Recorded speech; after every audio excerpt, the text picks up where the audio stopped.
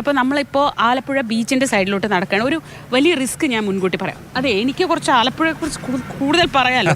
എൻ്റെ ഞാൻ വന്നു കയറിയ മണ്ഡലമാണ് അമ്പലപ്പുഴ മണ്ഡലം, അല്ലെങ്കിൽ ആലപ്പുഴ ജില്ല എന്ന് പറയുന്നത് ഈ പ്രദേശം. അപ്പോൾ ഇവിടെ നമ്മളൊരു വലിയ റിസ്ക് നേരിടും. കാരണം ഇത് ഒരു വലിയ ടൂറിസ്റ്റ് പ്ലേസ് ആണ്. അതുകൊണ്ട് നമ്മൾ ചെന്ന് കാണുന്ന ആളുകളിൽ ചിലപ്പോൾ പുറത്തുനിന്നുള്ളവരും ഉണ്ടാവാം. അപ്പോൾ അതുകൊണ്ട് നമ്മൾ അഭിപ്രായം ചോദിക്കുന്നതിന് മുന്നേ ഞാനൊരു മുൻകൂർ ജാമ്യം എടുത്തു എന്നേ ഉള്ളൂ. എന്തായാലും കുറച്ച് പേരെയൊക്കെ നമുക്ക് ഇവിടെ ബീച്ചിനോട് ചേർന്നുള്ള ഒരു മുജീബിൻ്റെ ചായക്കട അല്ലേ, അങ്ങനെയല്ലേ അറിയുന്നത്? അതെ, മുജീബിൻ്റെ ചായക്കടയാണിത്. സലീമിക്കാട് ചായക്കടയാണ് അല്ലേ? മുജീബിന്റെ കട എന്നൊക്കെ പറഞ്ഞു കേട്ടിട്ടുണ്ട്. അതുകൊണ്ടാണ് ഇലക്ഷൻ വർത്താനൊക്കെ ആലപ്പുഴയിൽ ആലപ്പുഴ ഇലക്ഷൻ ചൂട് പിടിച്ച് വരുന്നു. നല്ലൊരു നേതാവിനെ കിട്ടിയിട്ടുണ്ട്. ആരാത്? സുധാകരൻ സാറ്. സുധാകരൻ സാറിന്റെ അനുയായിയാണ്. അതായതല്ല, കാര്യങ്ങൾ ചെയ്ത് വെച്ച കാര്യങ്ങളൊക്കെ ഒരുപാട് എണ്ണി പറയാനുണ്ട്. ആലപ്പുഴ തന്നെ അടിപൊളി റോഡുകളും എല്ലാം അങ്ങനെ ഇട്ടിട്ടുണ്ടായിരുന്നു. എതിർ കക്ഷി ആയിരുന്നെങ്കിൽ പോലും അങ്ങനെ ചെയ്യാൻ വേണ്ടി തന്നെ ഇരുന്നു ചെയ്ത കാര്യങ്ങളൊക്കെ. പിന്നെ അതുപോലെ തന്നെ തൊഴിൽ ഇല്ല. ഞാനൊരു പ്രവാസിയാണ്. 25 കൊല്ലം ഗൾഫിൽ നിന്നിട്ട് വന്നതാണ്. എൻ്റെ മകളുടെ കല്യാണത്തിന് വന്നതാണ്. തിരിച്ച് ചെല്ലുമ്പോൾ വരണ്ടെന്ന് പറഞ്ഞു. കാരണം എന്താണ്? സമ്പൂർണ്ണ സൗദി എന്നും പറഞ്ഞ് ബോർഡ് വെച്ചിരിക്കുക 2030.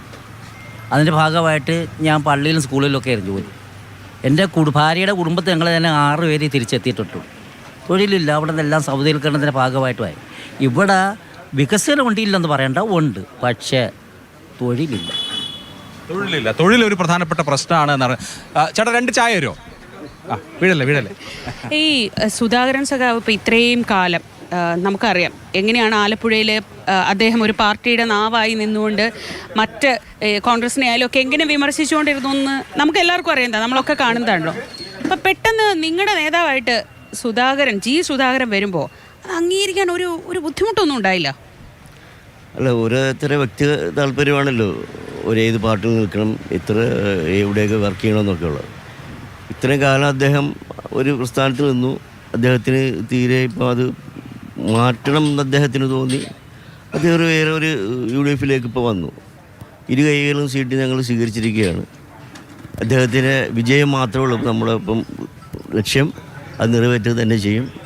അദ്ദേഹത്തെ അത്രത്തോളം UDF വിശ്വാസത്തിൽ എടുത്തുകൊണ്ട് തന്നെ വന്നിരിക്കുന്ന ഒരു വ്യക്തിയാണ്.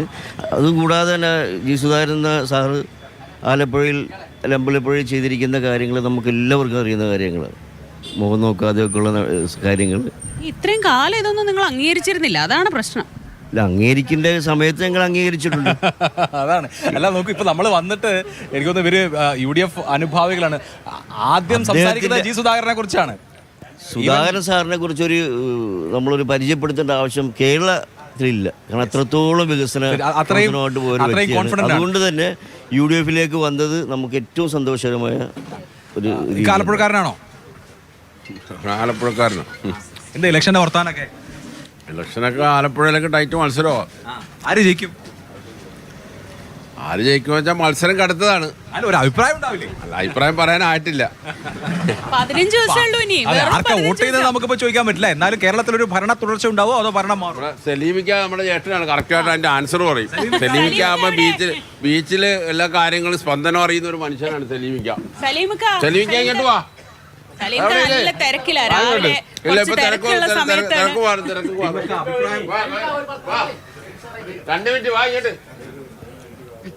സലീമൊക്കെ തിരക്കിലാണ്. അഭിപ്രായം പുള്ളിക്ക് അറിയാം. എല്ലാ ദിവസവും രാവിലെ ഇവിടെ വന്നിട്ട് രാഷ്ട്രീയ ചർച്ചയാണ്. ഈ നിൽക്കുന്ന ആളുകളൊക്കെ ഇവിടെ ഉള്ളവരാണോ? എങ്ങനെയുണ്ട് കാര്യങ്ങളൊക്കെ ഉഷാറായിട്ട് പോകുന്നു. ആർക്ക്? കോൺഗ്രസിന്. സംശയം. സലീമൊക്കെ എന്താ പൊതുവെ ആലപ്പുഴയിലൊക്കെ ഒരു വലിയ മാറ്റം നടക്കുമോ അതോ പഴയതുപോലെയൊക്കെ തുടരുമോ? ഈ കൊള്ളസംഘം ഇങ്ങനെ മുമ്പോട്ട് പോയാൽ എങ്ങനെയാ മാറ്റം വരേണ്ട ആവശ്യമുണ്ട്. മാറ്റം വന്നേ പറ്റത്തുള്ളൂ. ഭരണം മാറണമെന്ന് ഇപ്പൊ തന്നെ എനിക്ക് ഇവിടെ എനിക്ക് ഇത് പുനരുദ്ധാന പദ്ധതി ഉൾപ്പെടുത്തുന്ന കടയാണ്. ഈ കടക്കകത്ത് 6000 രൂപ ഒരു വർഷം അടക്കേണ്ടത്. എനിക്ക് 50,000 രൂപ അടിച്ചു തന്നിരിക്കുക അടക്കണമെന്ന് പറഞ്ഞു. അതുകൊണ്ടാ മാറണം. പിന്നെ ഇതെല്ലാം കൊള്ളയാ.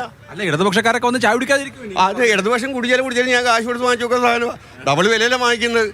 ഇപ്പം ഞാൻ അച്യുതാനന്ദൻ മുഖ്യമന്ത്രി 10 രൂപ ചായ. ഒരു ചായക്ക് 20 രൂപയ്ക്ക് വിറ്റാലും പോരാത്തില്ല. 100% വിലക്കയറ്റോ. ഞാനിപ്പോഴും 10 രൂപക്കും 12 രൂപക്കും ചായ കൊടുക്കണം. 12 രൂപ വാങ്ങിക്കുന്നത്. ഇന്നലെ ഗ്യാസ് വാങ്ങിച്ചത് 1800 രൂപയുടെ ഗ്യാസ് വാങ്ങിച്ചത് 2500 രൂപ. ഇതാ അവസ്ഥ. പല പ്രശ്നങ്ങളുണ്ട്. ഗ്യാസിന്റെ പ്രശ്നം ഇപ്പോഴും ഉണ്ട് അല്ലേ? ഇപ്പൊ അവസ്ഥ അതാണ്. ജനങ്ങളെന്ത് ചെയ്യും? തൊഴിലില്ലായ്മ അങ്ങേറ്റം.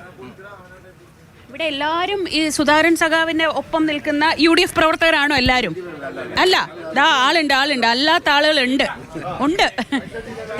ഞങ്ങളിപ്പം UDF ഒരു ബഹുമാനപ്പെട്ട പ്രതിപക്ഷ നേതാവ് പറഞ്ഞ പോലെ തന്നെ ഇപ്രാവശ്യം 100-ന് മേൽ സീറ്റ് ഉണ്ടാവും UDF, ഉറപ്പാണ്.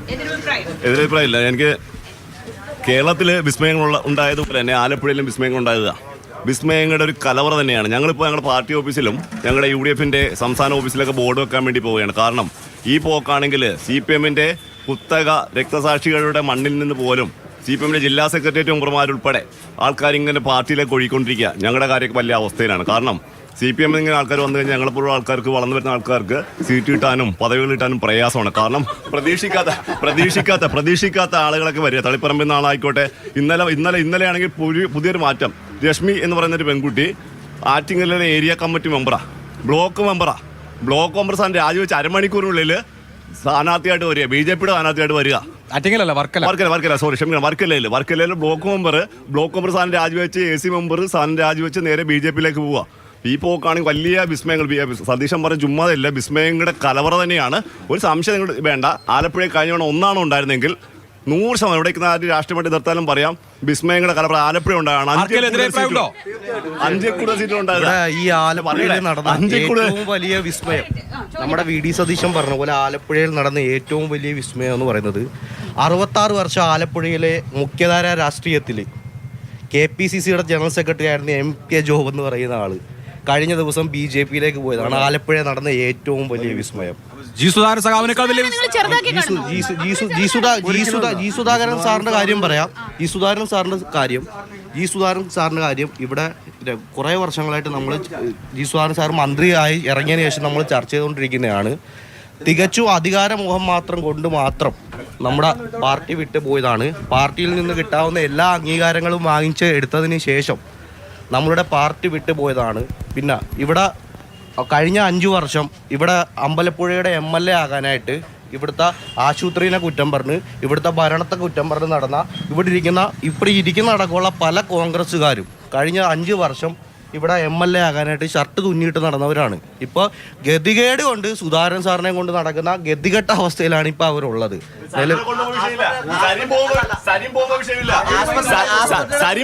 ഞങ്ങളുടെ നാട്ടിൻപുറത്ത് ഒരു ചെല്ലുണ്ട്, ഞങ്ങളുടെ കൂടെ വന്ന ഹായ്, നിങ്ങളുടെ കൂടെ വന്ന ഹോയ്. ഇതാണ് നാട്ടിൻപുറത്ത് നരേന്ദ്രമോദിയുടെ വാഷിംഗ് മെഷീൻ പോലെ, KV തോമസ് എന്ന് പറയുന്ന നേതാവ്, KV തോമസ് എന്ന ഇവർ ഏറ്റവും കൂടുതൽ ആരോപണം ഉന്നയിച്ച KV തോമസ്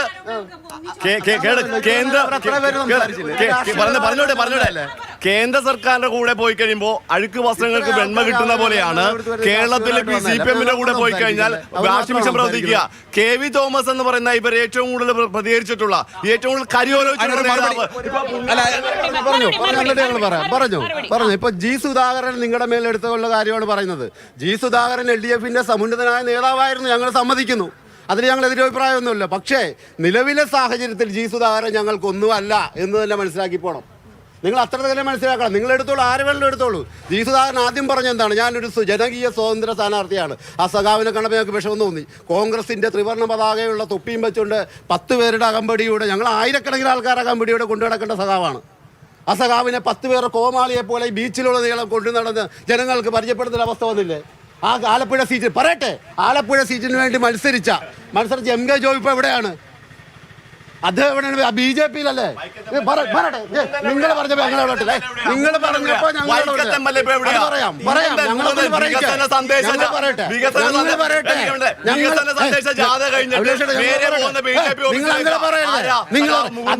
രക്തസാക്ഷി കുടുംബത്തിൽ നിന്നുള്ള ആളാണ് ജി സുധാകരൻ. രക്തസാക്ഷി കുടുംബത്തിൽ നിന്നുള്ള ആളാണ് ജി സുധാകരൻ. അങ്ങനെ പറഞ്ഞു പോരുന്നത്. രക്തസാക്ഷി കുടുംബത്തിൽ നിന്നുള്ള ആളാണ് ജി സുധാകരൻ. ആ രക്തസാക്ഷിയെ ഭുവനേശ്വറിനെ തലച്ചോറ് ചിറി കൊന്നതാരാണ്? നിങ്ങൾ കോൺഗ്രസ്സുകാരല്ലേ?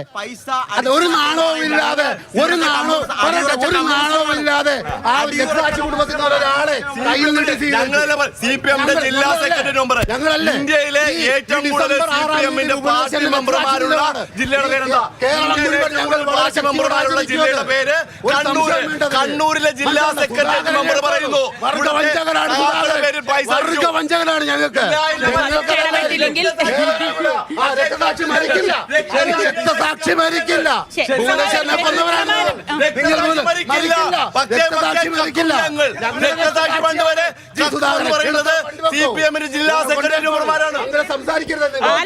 ഭുവനേശ്വറിലെ തലതല്ലി ചിതറിക്കൊന്നവരാണ് നിങ്ങൾ. അനീഷ്, ഒരു സെക്കൻഡ്. ഇപ്പൊ ഈ പറയുന്ന ആള് തന്നെ നല്ലൊരു പേരിൽ അറിയപ്പെട്ടിരുന്നത്, അതൊരു സഖാവായിരുന്നു. EMS എന്നായിരുന്നു അറിയപ്പെട്ടിട്ടുണ്ട്. ആ ആളിപ്പോ എവിടെയാണെന്ന് മാത്രം ചിന്തിച്ചാൽ മതിയല്ലോ. ശരി ശരി ശരി. എന്തായാലും സലീമൊക്കെ രാവിലെ ബുദ്ധിമുട്ട് വികാരം കൂടും അല്ലെ, പോരാട്ടം കൂടും.